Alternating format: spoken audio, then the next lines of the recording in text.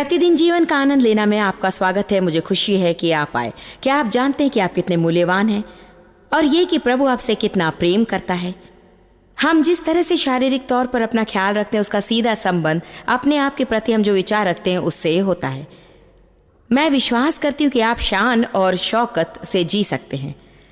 अच्छा महसूस न करने के विषय में मेरे जीवन में मैंने बहुत अनुभव प्राप्त किया। मुझे ये कहने में खुशी है कि अभी मेरे लिए सब कुछ बदल गया है।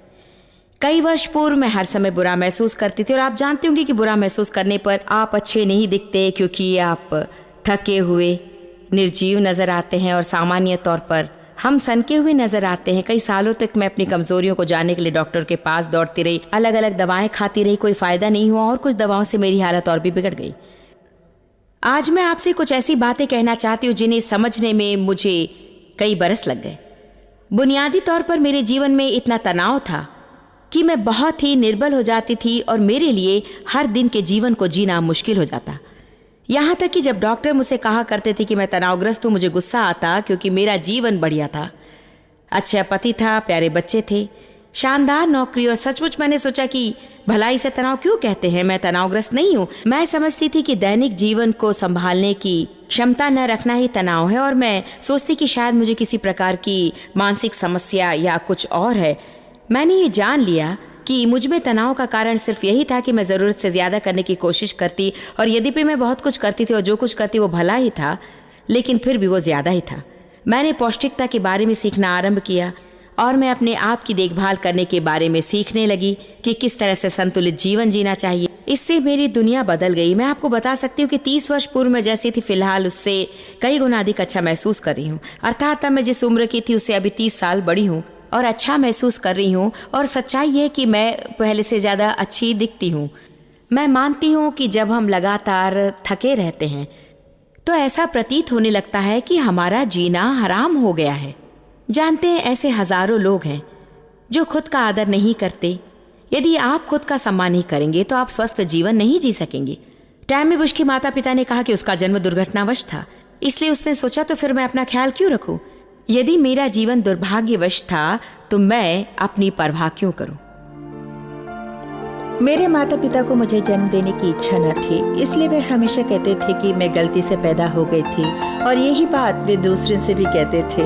इसलिए जब भी मैं बचपन में अपने परिवार वालों के साथ खेलने की कोशिश करती या उनके खेल में शामिल होने का प्रयत्न करती, वे कहते चली जाओ, हम तुम्हारे साथ खेलना नहीं चाहते। सचमुच मुझे कभी भी ये एहसास नहीं हुआ कि मैं किसी काम की हूँ, या मैंने कभी भी यीशु के बारे में नहीं सुना था।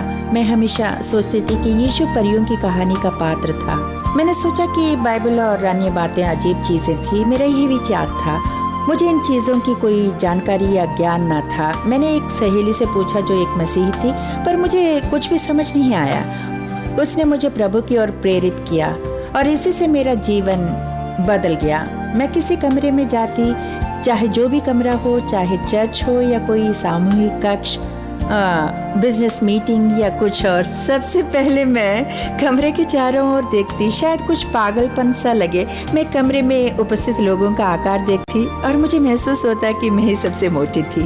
हाँ, हम कहते हैं कि चर्च में सब प्रकार की चंगाई रहती है और परमेश्वर हमसे इतना प्रेम करता है कि वो सारी बीमारियों से हमें चंगा करता है। और मैं सोचती, अच्छा तो मेरी चंगाई का क्या होगा। जानते हैं, ये मेरे लिए बीमारी की नाई है। ये मुझे भस्म कर रही है।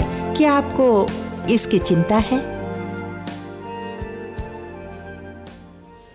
लौटकर हम टैमी से बातचीत करके जानेंगे कि प्रभु ने उसे अपना मूल्य जानने में कैसे मदद की, जिसके फलस्वरूप उसका वजन भी 100 पाउंड से भी अधिक घटा। ब्रेक से पहले टैमी बुश बता रही थी कि गाली गलौज भरे घर में पलने के कारण उसका खुद के प्रति गलत विचार था। टैमी, ऐसा प्रतीत होता है कि आपने यीशु के द्वारा अपने जीवन में बहुत सफलताएं पाई हैं। हाँ जरूर। मुझे कभी ये महसूस नहीं हुआ कि प्रभु मुझसे इतना प्यार करता है कि उसे मेरा वजन घटाने की चिंता है या ऐसी कोई भी चिंता है। तो चर्च में सभी प्रार्थनाओं में भाग लेकर लोगों को हर प्रकार की चंगाई के लिए प्रार्थना करता देखकर मुझे लगा, क्या मोटापे की उसे चिंता है? क्या उसे मेरे सेहत की चिंता है? मुझे नहीं लगा कि मेरे स्वास्थ्य की चिंता नहीं करता, पर मुझे लगा क्या उसे इतनी चिंता है मेरा वजन कम करे। हर बार जब जरा सा वजन कम होता तो मुझे खुशी होती और फिर से वजन बढ़ जाता। हाँ। मैं अपने आप को लायक समझने की जिम्मेदारी नहीं लेना चाहती थी, क्योंकि किसी लायक नहीं समझती, इसलिए अब इसकी प्रतिक्रिया करने की जिम्मेदारी है। अंत में आप सफल कैसे हुई? अंत में ऐसा क्या हुआ जिससे आप सही रास्ते पर आ सकी? मैं रोने लगी। मैंने प्रभु से पूछा, क्या तुझे इसकी चिंता है और क्या तू इसे मुझसे दूर कर सकता है? मैं ये नहीं कर सकती, 20 साल से ऐसा ही है और मैं कुछ नहीं कर सकती। मुझे ये प्रकाशन मिला कि उसे मेरी चिंता है और मैं स्वस्थ भोजन खाने लगी। ऐसा था कि एक दिन मैंने आरंभ किया और फिर कभी नहीं रुकी।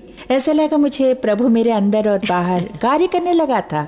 एक बात सचमुच मेरे लिए बहुत रोचक थी, ये कि एक बार मेरा वजन घटने लगा और प्रभु ने प्रशंसाओं को स्वीकार करने की पक्वता भी दी।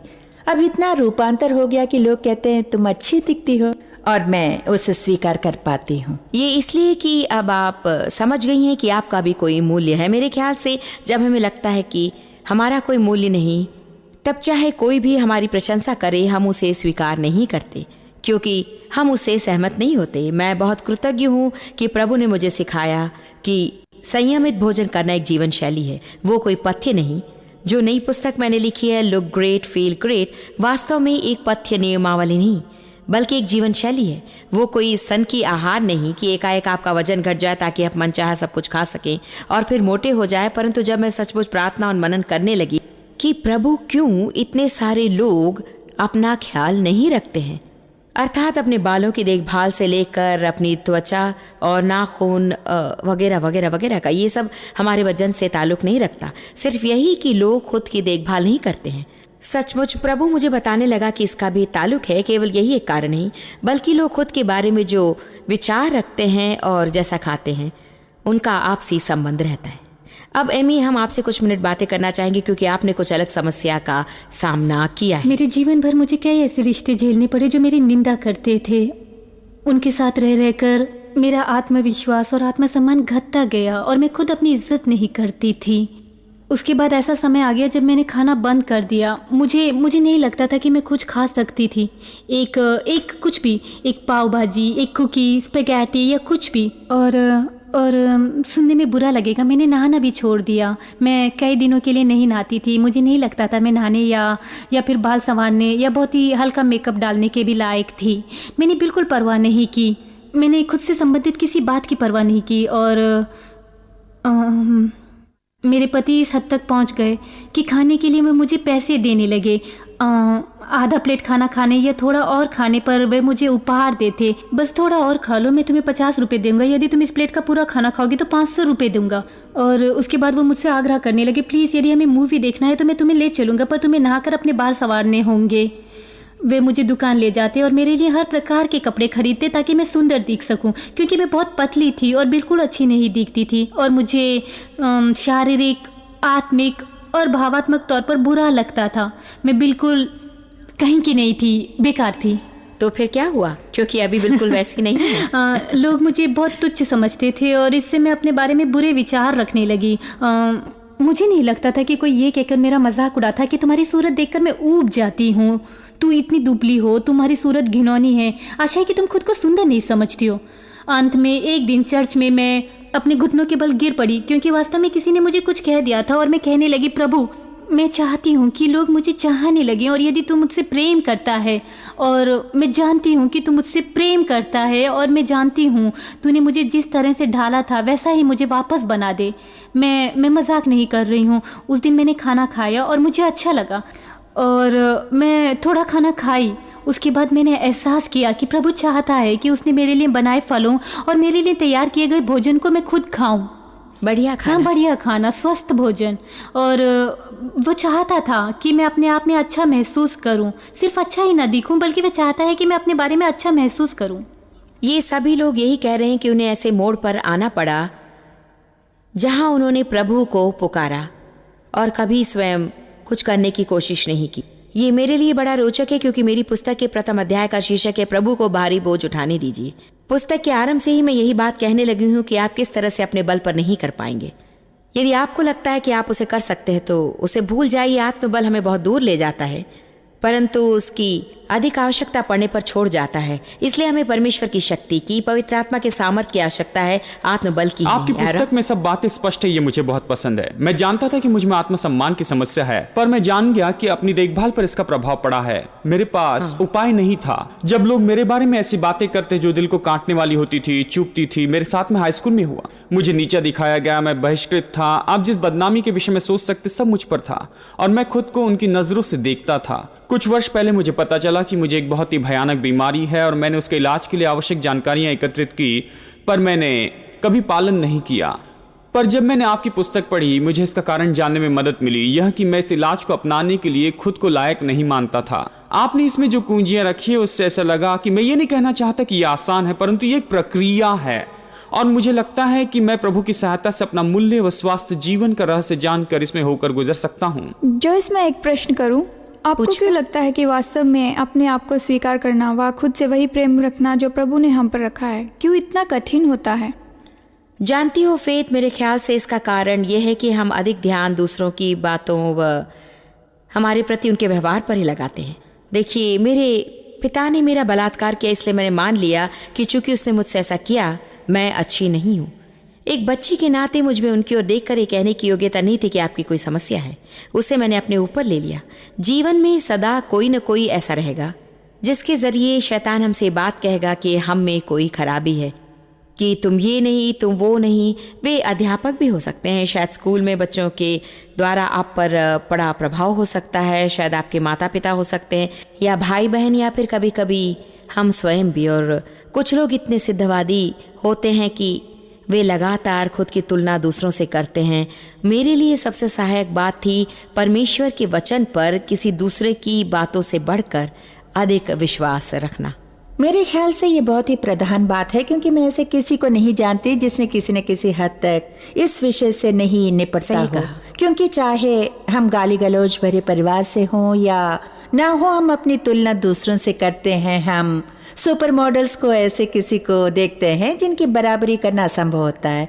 शैतान उन दरारों से हमारे अंदर प्रवेश करके हमें वहाँ नहीं पहुँचने देता जहाँ प्रभु हमें ले जाना चाहता है। शायद सबके साथ ऐसा ही होता है। जानती हैं जिंजर, जब आप सुपर मॉडल के साथ तुलना करने की बात कह रही थी, मैं सोच रही थी रोमियो 12:2 कितना महत्वपूर्ण है। कहा गया है कि इस संसार के सदृश्य ना बने, परंतु तुम्हारी बुद्धि के नए हो जाने से तुम्हारा चाल चलन भी बदलता जाए। हमें संसार की पद्धति से पृथक होकर सोचना सीखना चाहिए। तो मुख्य बात यह है कि हम दूसरों के साथ अपनी तुलना करके जी नहीं सकते हैं। हमें वही व्यक्ति बने रहना है जैसा प्रभु ने हमें बनाया है। और एक बार यदि हम जान लें कि हम ठीक हैं, हम प्रभु की इच्छा के अनुकूल हैं और प्रभु हमें स्वीकार करता है, तो फिर हम इस निष्कर्ष पर पहुंच सकते हैं कि लोगों की सोच से हम प्रभावित नहीं होंगे।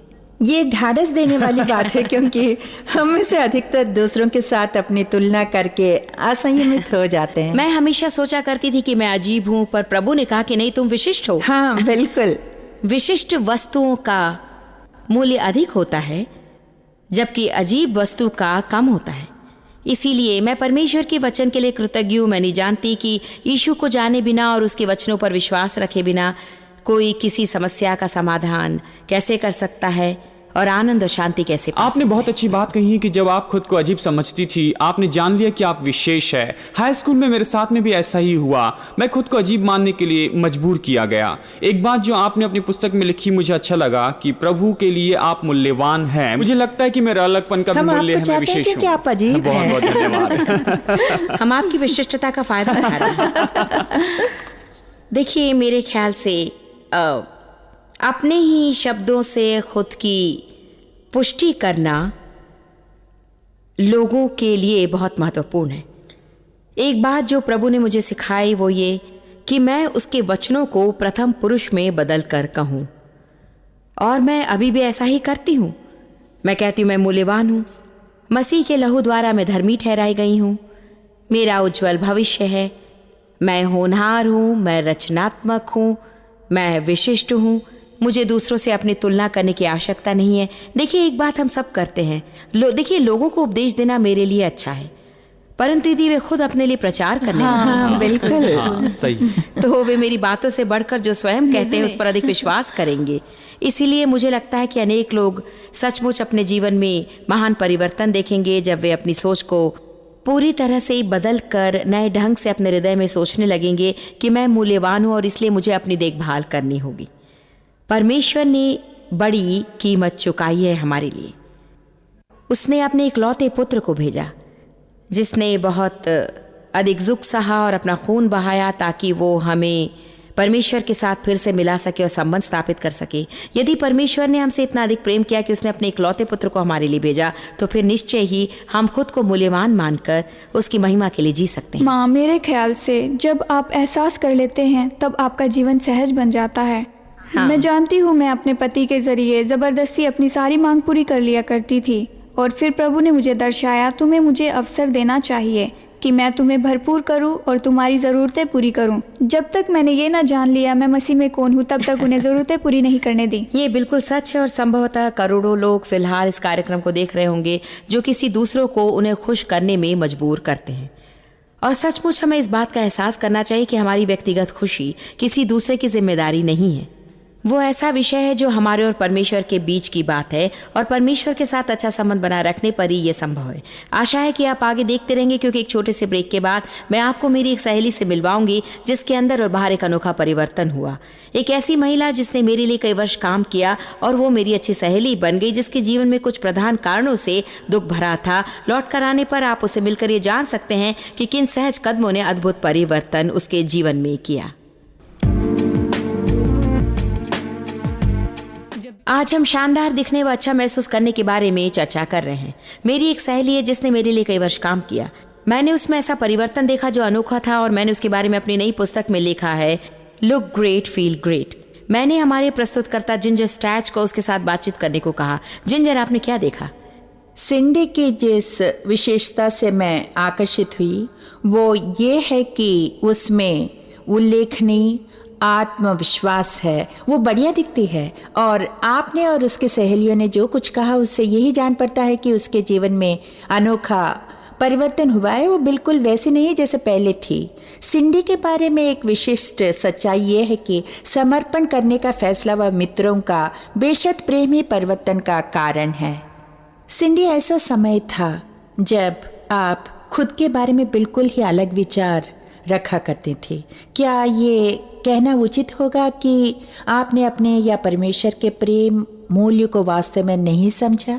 मुझे कभी ऐसा महसूस नहीं हुआ कि वास्तव में मैं कुछ बढ़िया पाने के लायक थी, या मैंने कभी नहीं सोचा था कि अभी मेरे पास जो कुछ है उसके मैं काबिल हूँ, या मुझे लगा कि मुझसे भी बढ़कर वह किसी और से अधिक प्रेम करता है, मुझसे भी बढ़कर।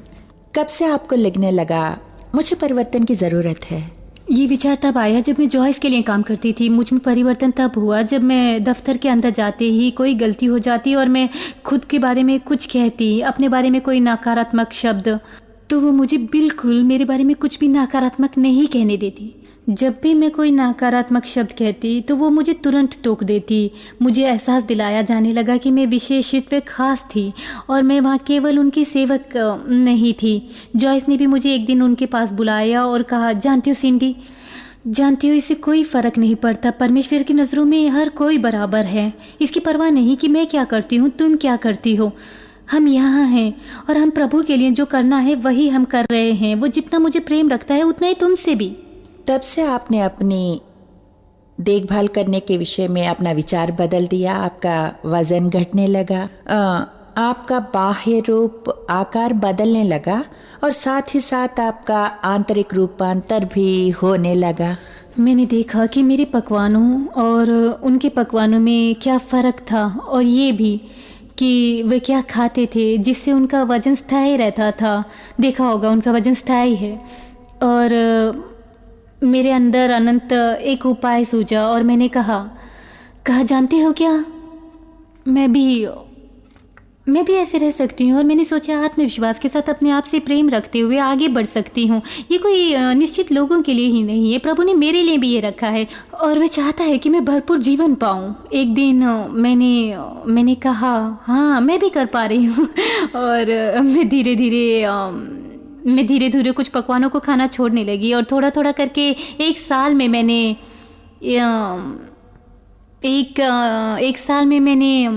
55 पाउंड कम कर लिए थे। जॉयस ने इनका अनुभव का वर्णन लुक ग्रेट फील ग्रेट नामक पुस्तक में किया है। ज़रा आप भी ऐसा कुछ बताइए जो आपने इस पुस्तक में पढ़ा और आपको लगा हाँ मैंने ऐसा किया है। लोगों को ये बताना ज़रूरी है। वह आत्मस्वरूप, खुद के बारे में सोचना कि आप अंदर ही अंदर अपने बारे में जो सोचते हैं वही बाहर प्रकट होगा। इस कार्यक्रम को कोई देख रहा है जो बिल्कुल ऐसा ही सोच रहा है, खुद को नालायक समझ रहा है, उसे ऐसा लग रहा है कि दूसरों को देने के लिए उसके पास कुछ भी नहीं है, समय अपने ही लिए बिता रहा है, आप उसे किस तरह प्रोत्साहित करेंगे? प्रभु उनसे उतना ही प्रेम करता है जितना कि वो मुझसे या जॉयस मेयर या डेव मेयर या किसी और से। और जब एक बार वो जान लेते हैं कि वे महत्वपूर्ण हैं, वे परमेश्वर की आंखों की पुतली हैं, मुझसे ये कहते फिरना होगा कि मैं परमेश्वर की पुत्री हूँ, मैं उसकी आंखों की पुतली हूँ, वो मुझसे प्रेम करता है बहुत पहले से ही। और अंत में मुझे लगता है कि जब आप इन शब्दों को अपने मुंह से कहते रहते हैं, वे हमारे हृदय में जड़ फहराने लगते हैं और आप विश्वास करने लगते हैं और विश्वास करने पर आप नए बन जाते हैं। निश्चय ही प्रभु आपके जीवन में कुछ कर रहा है। हाँ ज़रूर, बहुत बहुत धन्यवाद। वैसा ही करता है।